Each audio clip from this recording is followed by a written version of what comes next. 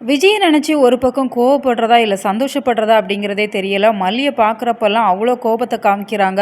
மல்லிக்கிட்ட கொஞ்சம் கூட அன்பாக பேசுறது இல்லை, என் பக்கத்தில் கூட நிற்காத அப்படிங்கிற மாதிரி அவங்கள துரத்திட்டே இருக்கிறாங்க. ஆனால் இன்னொரு பக்கம் மல்லிக்காக அவங்க பக்கம் நிற்கிறாங்க. இதெல்லாம் பார்க்குறதுக்கு சந்தோஷமாக தான் இருக்குது. ஏன்னா ராஜி, கதிரேசன், நிஷா 3 பேருமே சேர்ந்து மல்லிக்கு எதிராக பல சதித்திட்டங்கள் பண்ணிக்கிட்டு இருக்கிறாங்க. ஏன்னா இப்போ மல்லி ப்ரெக்னெண்ட்டாக இருக்கிறாங்க அப்படிங்கிற விஷயம் அவங்களுக்கு தெரிஞ்சிருச்சு அப்படின்னு சொன்னாலுமே வெண்பாவை வேணும்னே தொலைச்சிட்டாங்க அப்படின்னு சொல்லி போலீஸில் கம்ப்ளைண்ட் கொடுப்போம். போலீஸ் மூலமாகவே அவங்களோட ப்ரெக்னன்சியை செக் பண்ணாங்க அப்படின்னு சொன்னால் விஜய் மல்லியை கழுத்தை பிடிச்சி வெளியில் தள்ளிடுவாங்க அப்படிங்கிற மாதிரி அவங்க 3 பேரும் சேர்ந்து ஹாலில் வச்சு திட்டம் போடுறாங்க. இந்த விஷயத்தை ரூமில் இருந்து இப்போ விஜய் கேட்டுக்கிறாங்க அப்படிங்கிறதால அவங்க பேசிகிட்டு இருக்கிறப்பவே கை தட்டிட்டு வெளியில் வராங்க. இதை பார்த்து 3 பேருமே பயங்கரமாக ஷாக் ஆகுறாங்க.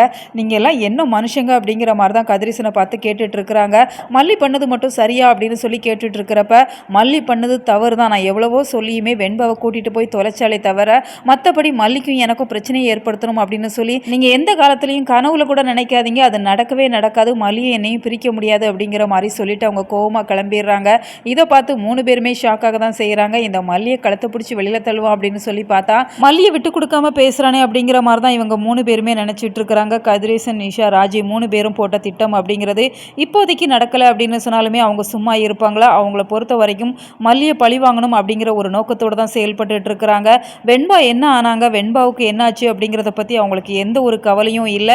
இந்த ஒரு பிரச்சனையை பெருசாக்கி விஜய் மல்லி 2 பேரையும் பிரிக்கணும், மல்லியை வீட்டை விட்டு துரத்தணும் அப்படிங்கிற அந்த ஒரு கெட்ட எண்ணம் மட்டுமே அவங்க 3 பேருக்கும் இருக்குது அப்படிங்கிறதால அந்த எண்ணம் நிச்சயமாக நடக்காது. ஏன்னா விஜய் மனசுலையுமே நிச்சயமாக மல்லி இருக்கிறாங்க அப்படிங்கிறத இன்றைக்கான எபிசோடில் நம்ம விஜய் காமிச்சிட்டாங்க.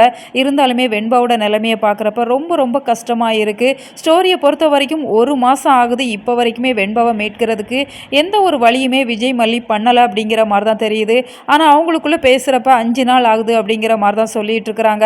5 நாள் அப்படிங்கிறதே அதிகம் தான். ஆனால் நம்ம 1 மாதமாக பார்த்துட்ருக்குறோம். ஒவ்வொரு நாளுமே வெண்பா எப்போ வருவாங்க, வெண்பா கிடச்சிருவாங்களா அப்படின்னு சொல்லி தான் நம்ம ப்ரொமோவெல்லாம் பார்த்துட்ருக்கோம். ஸோ கூடி சீக்கிரம் வெண்பா வந்தால் இந்த நிலைமை மாறும். உங்களோட கருத்துக்களை மறக்காமல் கமெண்ட் பாக்ஸில் தெரியப்படுத்துங்க.